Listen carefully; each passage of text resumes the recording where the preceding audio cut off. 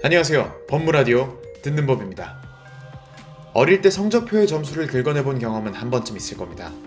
커터칼이나 날카로운 날붙이를 이용해 8등급을 3등급으로 바꾸는 것 같이 말이죠. 이는 사실 귀여운 장난 정도에 불과합니다만 부모님이 아신다면 불같이 화를 내시고 엉덩이나 등짝에 불이 날지도 모르지만요. 하지만 나이를 먹고도 나에게 온 문서를 위조한다면 어떻게 될까요? 그래서 오늘 이야기해볼 주제는 바로 사문서 위조입니다. 위조는 거짓 위에 지을 조자를 사용합니다. 사문서 위조죄란 말 그대로 사문서를 위조한 책임을 묻는 죄를 말하며 행사할 목적으로 문서를 위조하여 이를 부정행사함으로써 성립합니다. 이 죄가 보호하는 권리는 문서 자체가 아니라 문서의 증명력 및 문서의 화체된 사상에 대한 안전과 신용이라 할 수 있을 것입니다. 광의적 문서 위조란 협의의 문서 위조와 허위 문서의 작성으로 구분되며 이때 책임 소재에서의 허위가 없어야 합니다. 조금 더 쉽게 말해보겠습니다. 사문서 위조죄는 문서를 작성할 권한이 없는 자가 상대방의 이름을 도용해 그 상대방 명의의 문서를 작성하는 것입니다. 예를 들면 구청에서 일하지 않는 일반인이 프로그램 및 인쇄기를 이용해 신분증을 만들었다고 하면 사문서 위조에 해당하게 되는 거죠.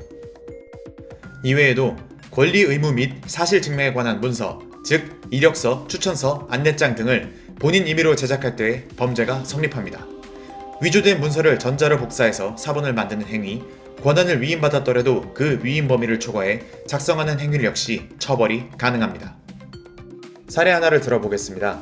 취업이 안 돼 몇 년째 고민이던 B씨는 구인구직 사이트에서 각종 증명서, 추천서를 만들어준다는 배너를 발견합니다. B씨는 고민 끝에 꽤 큰 돈을 주고 본인 스펙을 채워줄 증명서들의 위조를 의뢰했는데요. 몇 달 뒤 취업에 성공하지만 수사기관으로부터 연락이 오게 됩니다. 바로 위조범 일당이 검거되어 B씨가 작업을 의뢰한 사실, 그리하여 증명서를 통해 이익을 봤다는 사실까지 밝혀졌던 것이죠.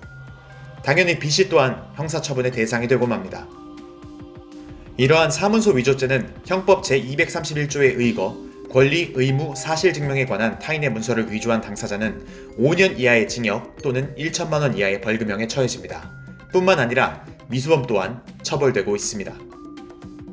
문서 위조에 비교적 소극적으로 가담한 경우, 또 위조된 부분의 비중이 낮은 경우, 위조로 인해 본인이 얻은 이익이 크지 않은 경우에는 감형될 확률이 높으나 다만 전문적으로 위조를 일삼은 경우, 다량의 문서를 한꺼번에 위조한 경우, 위조로 인해 사회적으로나 경제적으로나 큰 피해가 생겨난 경우엔 형량이 가중된다는 점 꼭 참조하셔야겠습니다. 마틴 루터는 말했습니다. 한 가지의 거짓말을 참말처럼 하기 위해선 항상 7가지의 거짓말을 필요로 한다고. 한번 위조된 문서는 잠자는 폭탄이나 마찬가지입니다. 언제 터질지 모르는 폭탄, 굳이 창창한 인생에 옷잡으로 남길 필요는 없습니다. 유혹에 흔들려 범한 죄는 돌고 돌아서 눈앞으로 오게 돼 있으니까요. 자, 지금까지 법무라디오 듣는 법이었습니다.